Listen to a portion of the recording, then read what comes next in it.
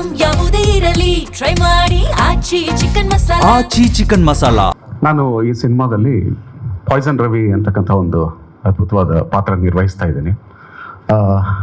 ಅರವಿಂದ್ ಕೌಶಿಕ್ ಅವರು ಹೇಳಿದಾಗೆ ಪಾತ್ರಗಳನ್ನು ಇವರು ಆಯ್ಕೆ ಮಾಡಲಿಲ್ಲ, ಪಾತ್ರಗಳೇ ಅದನ್ನು ಆಯ್ಕೆ ಮಾಡಿಕೊಂಡ್ರು ಅನ್ನೋದು ಬಹಳಷ್ಟು ನಿಜ. ಯಾಕಂದರೆ ನಮ್ಮ ಜರ್ನಿ ಹೇಳಬೇಕು ಅಂತಂದರೆ ಬಹಳಷ್ಟು ವರ್ಷಗಳಿಂದ ಸಿನಿಮಾಗೆ ಡಿಜಿಟಲ್ ಬರುತ್ತೆ ಅನ್ನೋ ಒಂದು ಕಲ್ಪನೆಯನ್ನು ಅವರು ನನಗೆ ಕೊಡೋದ್ರ ಮೂಲಕ ಇಬ್ಬರು ಬೈಕಲ್ಲಿ ಸುತ್ತಾಡ್ತಾ ಇದ್ವಿ ನಿರ್ಮಾಪಕರ ಭೇಟೆಯಲ್ಲಿ. ಈ ಡಿಜಿಟಲೈಸ್ ಆಗೋ ಒಂದು ಇದು ಬರುತ್ತೆ ಮುಂದಿನ ದಿನಗಳಲ್ಲಿ, ನಾವೀಗ ಅದನ್ನು ಶುರು ಮಾಡ್ಬೋದು. ಒಂದು ಈ ಡಿಜಿಟಲ್ ಫಾರ್ಮ್ಯಾಟಲ್ಲಿ ಒಂದು ಸಿನಿಮಾ ಬಜೆಟಲ್ಲಿ 2 ಸಿನಿಮಾ ಮಾಡ್ಬೋದು ಅನ್ನೋ ಒಂದು ಅದ್ಭುತವಾದ ಕಲ್ಪನೆ ಇಟ್ಕೊಂಡು ಬಹಳಷ್ಟು ಜನಕ್ಕೆ ನಾವು ಭೇಟಿ ಮಾಡ್ತಿದ್ದಾಗ ಅವರು ಅವ್ರಿಗೆ ಇಂಟ್ರೆಸ್ಟಿಂಗ್ ಅನ್ನಿಸ್ತಿತ್ತು, ಆಶ್ಚರ್ಯ ಪಡ್ತಿದ್ರು. ಆಮೇಲೆ ಇವೆಲ್ಲ ಆಗೋದ ಅಂದ್ಕೊಂಡು ಹೀಗೆ ಶುರುವಾದದ್ದು. ಸೊ ಯಾಕೆ ಅದನ್ನೆಲ್ಲ ಹೇಳಕ್ಕೆ ಬಂದೆ ಅಂದರೆ, ಅಲ್ಲಿಂದ ನಮ್ಮ ಜರ್ನಿ ಏನು ಸಾಗ್ತಾ ಬಂತು, ಬೈಕಲ್ಲಿ ಹಿಂದೆ ಕೂತ್ಕೊಂಡು ಸುತ್ತಾಡಿಕೊಂಡು ನಾವು ಹಾಡುಗಳನ್ನು ಹಾಡಿಕೊಂಡು ಅದನ್ನು ಎಂಜಾಯ್ ಮಾಡ್ತಾ ಇದ್ವಿ ಸ್ಟ್ರಗ್ಲಿಂಗ್ ಲೈಫನ್ನು. ಅಲ್ಲಿಂದ ಇಲ್ಲಿಯವರೆಗೆ ಅವರು ಒಂದು 4 ಸಿನಿಮಾ ಮಾಡಿದರು. ಈ ಗೆಳೆತನ ಹಾಗೆ ಇತ್ತು, ಸೀರಿಯಲ್ ಮಾಡಿದ್ವಿ ಒಟ್ಟಿಗೆ. ಬಟ್ ಪಾತ್ರ ಮಾಡುವಂಥ ಅಥವಾ ಮಾಡಿಸುವಂಥ ವಿಚಾರ ಇಲ್ಲೂ ಬರಲಿಲ್ಲ. ಆಕ್ಸಿಡೆಂಟಲ್ ಆಕ್ಟರ್ ಆಗಿ ನಾನು ಅವ್ರ ಪ್ರಾಜೆಕ್ಟಲ್ಲಿ ಕಾಣಿಸ್ಕೊಂಡಿದ್ದೀನಿ ಅಲ್ಲಿ ಇಲ್ಲಿ. ಅಂದರೆ ಒಂದು ಕ್ಯಾರೆಕ್ಟರೈಸೇಷನ್ ಮಾಡಿರ್ತಿದ್ವಿ, ಒಂದೇನೋ ಮಾಡ್ತಿದ್ವಿ, ಆ ಪಾತ್ರ ಮಾಡೋರು ಕೈ ಕೊಟ್ಟಾಗ ಅನಿವಾರ್ಯವಾಗಿ ನೀವು ಮಾಡಿಬಿಡಿ ಅಂತ ನಿಲ್ಲಿಸ್ಬಿಡ್ತಿದ್ವಿ.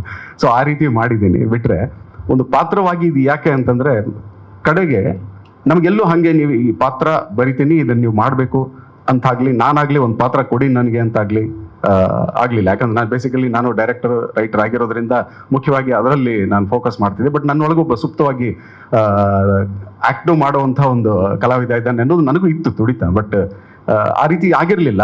ಒಂದು ಸರ್ತಿ ಅವರು ಒಂದು ಕಥೆ ನಡೀತಾ ಇದೆ ನನ್ನ ತಲೆಯಲ್ಲಿ, ಆ ಕಥೆಯಲ್ಲಿ ನಾವಿಬ್ಬರು ಆ್ಯಕ್ಟ್ ಮಾಡ್ತೀವಿ ಅಂತ ನನಗೆ ಅನ್ನಿಸ್ತಾ ಇದೆ ಅಂತ ಒಂದು ಹಿಂಟ್ ಕೊಟ್ಟರು ಅಷ್ಟೇ.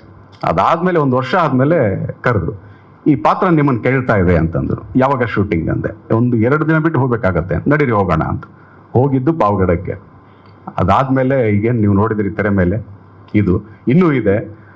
ಸಾಕಷ್ಟು ಥ್ರಿಲ್ಲಿಂಗ್ ಆಗಿ ಬಂದಿದೆ ಕ್ಯಾರೆಕ್ಟರ್ ಅನ್ನೋದು, ಅದ್ಭುತವಾಗಿ ಬಂದಿದೆ ಅನ್ನೋದು ನಾನು ಕೇಳ್ಪಟ್ಟಿದ್ದೀನಿ. ನನಗೂ ಬಹಳಷ್ಟು ಕುತೂಹಲ ಇದೆ ಅದನ್ನು ನನ್ನ ತೆರೆ ಮೇಲೆ ನೋಡ್ಕೊಳ್ಳೋದಕ್ಕೆ. ಸೊ ಥ್ಯಾಂಕ್ ಯು ಅಂತ ಹೇಳಬೇಕು ಅಂತಂದರೆ ಅದೇ ಹೇಳಿದೆ ನಾನು, ಅವರು ಪಾತ್ರ ಕೊಟ್ಟಿದ್ರೆ ಥ್ಯಾಂಕ್ ಯು ಅಂತ ಹೇಳ್ತಾ ಇದ್ದೆ. ಬಟ್ ಅದು ತಾನಾಗೆ ಬಂದಿರೋವಂಥದ್ದಲ್ಲ. ಸೊ ಹಾಗಾಗಿ ನಾವು ಇದನ್ನು ಮುಂದಕ್ಕೆ ಪ್ರಯಾಣ ಬೆಳೆಸೋಣ. ಸಿನಿಮಾ ಕನಸುಗಳು ನಾವು ಡೇ 1 ಕಂಡದ್ದು ಬಹಳಷ್ಟಿದೆ. ಬಟ್ ಏನಂದರೆ ನಮಗೆ ಸಾಕಷ್ಟು ವಿಷಯಗಳಿದೆ, ಈ ವೇದಿಕೆ ಬೇಡ ಅನ್ಸುತ್ತೆ ಅದನ್ನೆಲ್ಲ ಹಂಚ್ಕೊಳ್ಳೋದಕ್ಕೆ. ಅವ್ರು ಹೇಳ್ದಾಗೆ ನಾವು ಯಾರೂ ಹೊಸಬರಲ್ಲ, ಸಾಕಷ್ಟು ಕೃಷಿ ಮಾಡಿ ಇವತ್ತು ನಮ್ಮ ಮುಂದೆ ಬೆರಳಿಡ್ದು ಮುಂದೆ ತಂದು ಬಿಟ್ಟಿರೋರು ಇವತ್ತು ಎಲ್ಲೆಲ್ಲೋ ಇದ್ದಾರೆ. ಸೊ ಆ ಥರದ ಒಂದು ವಿಷಯ ಸಿನಿಮಾದಲ್ಲಿ ನೀವು ನೋಡಿರ್ತೀರಿ, ಸಾಕಷ್ಟು ಈಗಿರುತ್ತೆ. ಕಂಟ್ರಿ ಮೇಡ್ ಸಿನಿಮಾದಲ್ಲಿ ಪಂಚಪ್ರಸಾದಿ ಅನ್ನೋ ಪಾತ್ರನ ನಿರ್ವಹಿಸ್ತಾ ಇದ್ದೀನಿ. ಪಂಚಪ್ರಸಾದಿಗೆ 2 ಕನಸಿರುತ್ತೆ. ಒಂದು ಕಡೆ ಪ್ಯಾನ್ ಇಂಡಿಯಾ ಸಿನಿಮಾ ಹೀರೋ ಆಗಬೇಕು ಅಂತ, ಇನ್ನೊಂದು ಕಡೆ ಉದಯೋನ್ಮುಖ ರಾಜಕಾರಣಿ ಆಗಬೇಕು ಅಂತ. ಆದರೆ ಅವನು ಇವೆರಡು ಕ್ಷೇತ್ರಕ್ಕೆ ಮುಖ್ಯವಾಗಿ ಬೇಕಾಗಿರೋದು ನೆನಪಿನ ಶಕ್ತಿ, ಅದೇ ಅವನಿಗೆ ಇರೋದಿಲ್ಲ. ಸೊ ಈ ಒಂದು ಗೊಂದಲಗಳ ನಡುವೆ ಅವನು ಏನಾಗ್ತಾನೆ, ಅವನ ಫ್ಯಾಮಿಲಿ ಪ್ರಾಬ್ಲಮ್ಸ್ ಏನು, ಇದೆಲ್ಲ ಅವ್ನ ಕನಸು ನನಸಾಗುತ್ತಾ ಅಥವಾ ಏನಾಗುತ್ತೆ ಅಂತ ಮುಂದೆ ನಿಮಗೆ ಗೊತ್ತಾಗುತ್ತೆ. ತುಂಬ ಇಂಟ್ರೆಸ್ಟಿಂಗ್ ಆಗಿರುವಂಥ ಪಾತ್ರ. ಆ್ಯಂಡ್ ನಮ್ಮ ನಿರ್ದೇಶಕರಾದ ಅರವಿಂದ್ ಕೌಶಿಕ್ ಸರ್ ಹೇಳಬೇಕಂದ್ರೆ, ಯೂಶಲಿ ಅವರು ಡೈರೆಕ್ಟರ್ ಅನ್ನೋದಕ್ಕಿಂತ ಒಂದು ಸ್ಪೋರ್ಟ್ಸ್ ಟೀಮ್ನ ಕೋಚ್ ಅಂತ ಅನಿಸುತ್ತೆ ನನಗೆ. ಯಾಕೆಂದರೆ ಅವರು ಗಾಡಿ ನೋಡಿ ಸೆಲೆಕ್ಟ್ ಮಾಡಿಲ್ಲ, ಓಕೆ ಇದು 350cc 500cc ಅಂತ.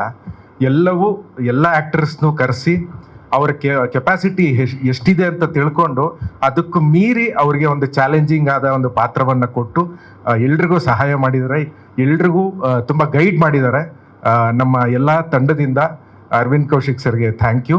ಆ್ಯಂಡ್ ಎಲ್ಲ ಮಾಧ್ಯಮ ಮಿತ್ರರಿಗೂ ಎಲ್ಲರೂ ಸಪೋರ್ಟ್ ಮಾಡಬೇಕು. Thank you.